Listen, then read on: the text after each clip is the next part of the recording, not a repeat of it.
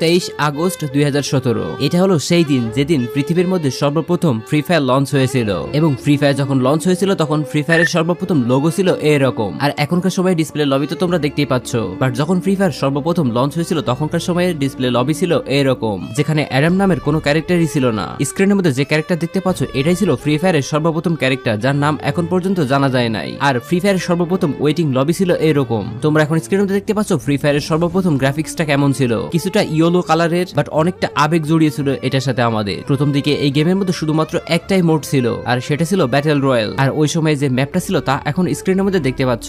ম্যাচের মধ্যে 20 জন নামতো, তাই ম্যাপও ছিল খুবই ছোট, আর প্লেন থেকে নামার স্টাইলটা ছিল অনেকটা এরকম। এটা ছিল 2017 সালের ফ্রি ফায়ার। সাল 2018 যখন এই ফ্রি ফায়ার আমাদের মাঝে কেবলমাত্র জনপ্রিয় হয়ে উঠেছে, সারা পৃথিবী জুড়ে এক নাগারে ডাউনলোড হতে শুরু করলো এই ফ্রি ফায়ারটা। আস্তে আস্তে জনপ্রিয়তা ছড়িয়ে পড়লো। তারপর ফ্রি ফায়ার আস্তে আস্তে গ্রাফিক্সের দিকে মনোযোগ দিল, লবিটাও বেশ উন্নত করলো আগের তুলনায়। প্লেন সহ ম্যাপেরও বেশ কিছু পরিবর্তন দেখতে পেলাম, এমনকি ল্যান্ডিং স্টাইলেরও আসলো পরিবর্তন। সাথে সাথে আমরা গেম প্লে আর গ্রাফিক্সেরও বেশ কিছু উন্নতি দেখলাম। 2018 সালে বড় হলো ম্যাপের জায়গা, অ্যাড করা হলো নতুন নতুন লোকেশন। মার্চ 2018 যখন এই ফ্রি ফায়ারটা আরো বেশি জনপ্রিয় হয়ে উঠলো এবং গারিনা নিজেও চিন্তা করলো ফ্রি ফায়ারটাকে আরো বেশি ডেভেলপ করা দরকার। তারপর 14 মার্চ আমাদের গেমের মধ্যে অ্যাড করা হলো স্যান্টোসা নামক এই জায়গাটি। ধীরে ধীরে জনপ্রিয় হয়ে উঠলো এই জায়গাটিও। 21 মার্চ যেদিন আমাদের গেমের মধ্যে নিকিতা ক্যারেক্টারটি অ্যাড করা হলো। মেয়ে ক্যারেক্টার আমাদের গেমের মধ্যে আসায় খুবই দ্রুত এই ক্যারেক্টারটিও জনপ্রিয় হয়ে উঠলো। এরপরে ধীরে ধীরে নতুন নতুন আরো বেশ কয়েকটি ক্যারেক্টার আমাদের গেমের মধ্যে আসতে শুরু করলো, যে সময়ে ক্যারেক্টারগুলো লবির মধ্যে দাঁড়িয়ে থাকতো আর বিভিন্ন অঙ্গভঙ্গি করতো,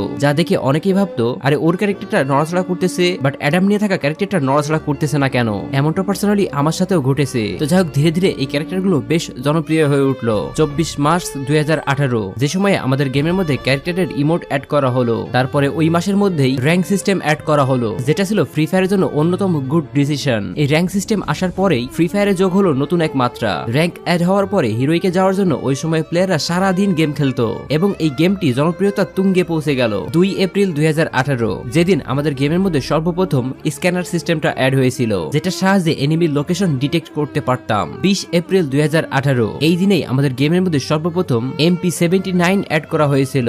10 এপ্রিল 2018 যেই দিন আমাদের গেমের মধ্যে সার্বোট অ্যাড করা হয়েছিল, আর এটা অ্যাড করার পরে ল্যান্ডিং এর স্টাইলটা যখন চেঞ্জ হয়ে গেল গেমের মধ্যে যুক্ত হলো নতুন এক মাত্রা। 22 এপ্রিল 2018 যেই দিন সর্বপ্রথম আমাদের গেমের মধ্যে মাশরুম অ্যাড করা হয়েছিল। লেভেল 1, 2, 3 এরকম সব ধরনের মাশরুমই এই দিনেই অ্যাড করা হয়েছিল, যার সাহায্যে আমরা ওই সময় ইপি পেতাম, যেটা আমাদের অনেক বেশি হেল্পফুল ছিল। মানুষও এটাকে পছন্দ করতে শুরু করলো। 2 মে 2018 যেই দিন সর্বপ্রথম আমাদের গেমের মধ্যে MP40 অ্যাড করা হয়েছিল, আর এই MP40টা যোগ করলো ফ্রি ফায়ারের নতুন আরো এক মাত্রা। 7 মে